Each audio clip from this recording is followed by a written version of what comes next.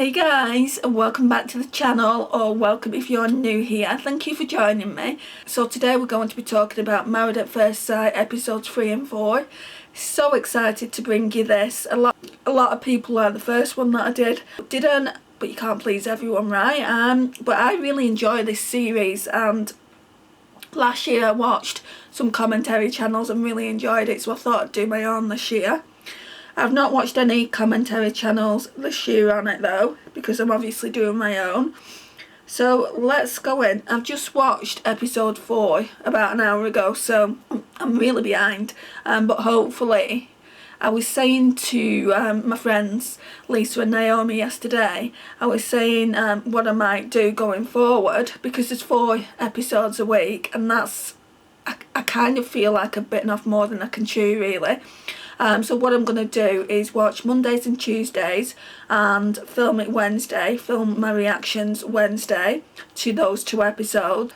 And then Wednesday and Thursday I'll film it probably at the weekend and get that up, just so it's not taking precedence over the makeup and you get to see makeup as well, because I am purely a makeup channel. I don't kind of want to go away from that to do entertainment videos. Yeah, the odd one is fine, but I don't want it to be purely a reacting to channel, you know, because that's not me. I love my makeup far too much to go away from it. So anyway, let's just crack on with this. As soon as the 3rd episode started, Bronte's sister called her and she said it came to light that Jess said to some of the other bridesmaids that she was upset she wasn't chosen to be a bridesmaid and couldn't understand why she wasn't in the bridal party.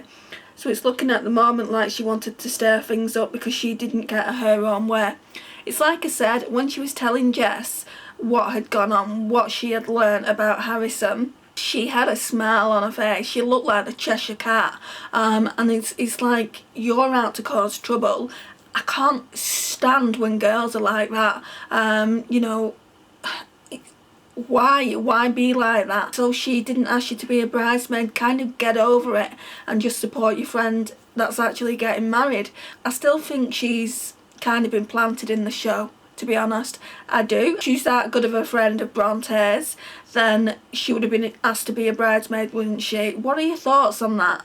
Let me know. Right, and then so Tahnee and Ollie, let's talk about them now. They were the next couple to get married. Tahnee and Ollie are the youngest couple in maths. They both seem to be really genuine about finding true love and seem committed to the experiment. They're both so fed up of online dating and want to be in a relationship. So that's a start. It's good that the chemistry is there. I think they're 26. I think both of them are 26, so they're the youngest in the experiment. So when it came to the wedding, Tahnee and Ollie both said afterwards to the producers they was really happy with the other person. The chemistry was there again, and I put it's a really good start. They're so lucky they got to honeymoon in Fiji. How lucky are they? And it looks an absolute gorgeous destination. I've always wanted to go to Fiji or the Caribbean. It just looks absolutely amazing. Next up was Janelle and Adam. They both seemed to really like each other when they first saw one another. Janelle said that she really liked him as soon as she saw him. Janelle does seem really genuine and has gone into Married at First Sight for the right reasons, and so does Adam. That's only on first impressions. Obviously it's a watch this space kind of scenario. Janelle's brother does not look at all happy with the match. Both the brothers took Adam outside for a chat, as Adam said he had done things in his past that he wasn't proud of, but he had learned from the mistakes he had made. So, we all make mistakes in life, and he made quite a whopper. He cheated on a previous girl that he was dating, and obviously that's a big red flag for anyone going into a relationship, because if they can do it once, they can do it time and time again. And that's kind of what the brothers were saying.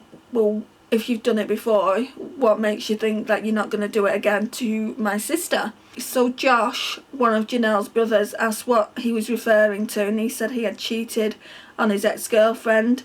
I've just put he should have been able to tell his bride before he told the brothers. And in fairness to her brothers, they did say they would prefer that Adam speaks to Janelle about it. Janelle did ask what the big kind of thing was that he'd done, and the brothers said, we're not comfortable telling you, you need to speak to Adam. So that was that. and he did speak to her and she did look really, really shocked. I put Janelle and Adam are already bickering. She feels like his job that he does, he can't earn much money from, and Adam thinks there is more to life than how much money you have.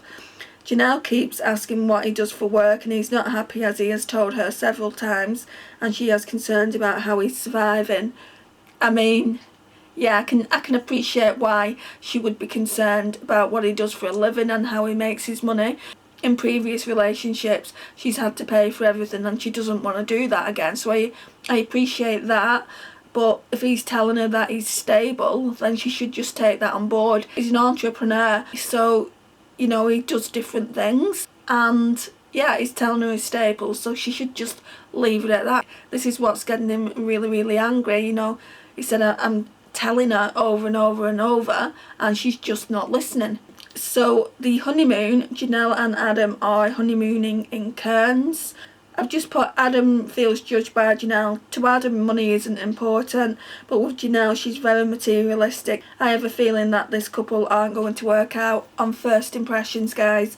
I mean, they might shock me. Is that it for episode 3? Must be. Well, that's quick. Let's move on to episode 4 then. That's all the notes I've got for episode 3. I've got slightly more for episode 4, which I've just watched. So Caitlin and Shannon were the first couple up. On first impressions, they both seem to genuinely want to find true love, and they seem like they would be a good match. As Caitlin walked down the aisle, Shannon looked very pleased with who he had been matched with, and Caitlin seemed to really like Shannon as well. They both seemed very happy. Watch this space. Next up was Duncan and Alyssa. Duncan seems to be in the show for the right reasons. He wants children, and in his past relationships this has been a deal breaker, as he has been in relationships when the woman haven't wanted children, which is not the case anyway, because she's got a little boy, then it wouldn't work out. So it seems that the experts have matched them pretty well. So far so good anyway. Alyssa said Duncan is her Prince Charming and she feels like she's living a real life fairy tale, but I feel like this may be too good to be true at this stage. Maybe that's the cynic in me. So that's that. Then we're moving on to Lyndall and Cameron, which of course are already married at this point. They're on the honeymoon in Queensland. Lyndall and Cameron were having a nice meal and drinks, and then the honeymoon box came. This can cause a lot of arguments and has done with previous couples in the past, as the questions that it asks can be quite probing. There can be some very difficult questions in the box, and they are definitely catered to each couple. So the questions are definitely challenging questions. One of the questions that came up was regarding Lyndall's cystic fibrosis, and you could just see how Cameron was concerned about her, but the question needed to be asked. I think once she told him more about this new drug she's taking and how it helped her, Cameron felt better. They are such a lovely couple and it did bring them closer. They got intimate that night. So yeah, I mean, at the moment they're doing really, really well. So again, watch this space. Next up is Claire and Jessie. This is quite a controversial couple in the experiment, so I've written quite a lot of notes here. There seems to be real trouble with Claire and Jessie. Jessie said outside of the experiment he would just cut and run if he didn't like something about the person he was dating. So this is definitely an issue he needs to confront within himself. Jessie spoke to Claire and said that one of the things that worries him is that Claire's a strong, independent woman and she comes across like she doesn't need a man to look after her. And when he gets into a relationship with someone who's a strong, independent woman, it becomes this needy man. I mean, that's not Claire's issue, that's Jessie's issue to work out. He needs to work out why he's so insecure about a strong, independent woman who's able to take care of herself. He said that he worries that Claire will get bored of him and just leave. I do wonder if he's dealt with rejection. I do wonder if he's had rejection in the past. I feel like he has. Jessie said that he can be very insecure and needy, and he was worried that would come out around Claire. Later on they meet for dinner to discuss the conversation they had earlier that day. Then the honeymoon box turns up and the first question that popped up was, what are your deal breakers? That was the worst question that could have come up. Of course, Jesse brought up his ick list, telling Claire that horoscope chicks are the top of the list. So of course that's going to kind of get them into a bit of an argument, because so Claire really is into her horoscopes. You know, she really does enjoy them, you know, and that's who's she hurting at the end of the day if she likes horoscopes. She said something like, isn't it good though when somebody has faith in something and something to believe in? And he went, and yeah, that's good for them, but it's not good for me, I don't give a... Yeah, he was basically an arse about it, really. He said to Claire, horoscope chicks are at the top of the list. Then he goes on to say what he finds most annoying about Claire, because that was another question. What's my most annoying quality and what's my most endearing quality? And he said, well, you know what your most annoying quality is. And she said, no, I don't, tell me. And tell me with examples. He goes on to say what he finds most annoying about Claire is that she feels the need to say random comments, and he's like, oh, look over there, there's a boat, look up there, there's the sun, look how it's hitting the ocean. And I'm thinking, you've been a bit dramatic, Jesse, rein it in a little bit. It was really, really nasty in the way he was saying it, you know, he's just mocking her. He just basically said the fact that she feels that she needs to say random comments all the time. It was horrible, and Claire walked off and said, yeah, you're not my person, I've decided that. And she was really, really upset. Claire said she wanted to go home and didn't want to be in the experiment with Jesse, and who can actually blame her? She said, I don't care what the experts say, they've not got it right this time, I'm going home. I don't want to be in this experiment a moment longer with Jesse, he's just not my person. And I've written, I have never seen someone leave Mavs so early, only a few days in. They at least get to the dinner party, and then after the dinner party happens, they sit before the experts, they at least get to that, and normally they have cards up whether they want to stay or leave. To not even stay for a week, I feel kind of like that's the first time that's happened. If you've watched every single Mavs Australia, let me know in the comments if this has happened before, because I feel like it hasn't. I've not watched every single episode. Sorry, I've not watched every single season, so I don't know, but like for me, I'm like, whoa, I was really, really taken aback. I think that's it for them. Right, next up, I haven't written too much about these. Alyssa and Duncan honeymooned in Victoria, where they are staying, and it just looks so beautiful. I've taken a screenshot of where they're staying, so I'll put that in the video somewhere. Duncan seems so happy, it's so sweet to see. It seems like a real romantic kind, and Alyssa's not used to that, but she said that she loved it, so that again is a kind of watch this space. Caitlin and Shannon are honeymooning on the Gold Coast. They didn't really show them that much, they just showed where they was honeymooning, and again I think I've taken a screenshot of that, so if I have got it I'll leave it in the video. And then we've got this whole scenario with Brontë and Harrison. So it was going so well with Brontë and Harrison until it wasn't. So let me tell you. So I put, oh gosh, Brontë and Harrison slept together. The chemistry was clearly there the day prior, and they sleep together, and now Harrison says the chemistry has changed.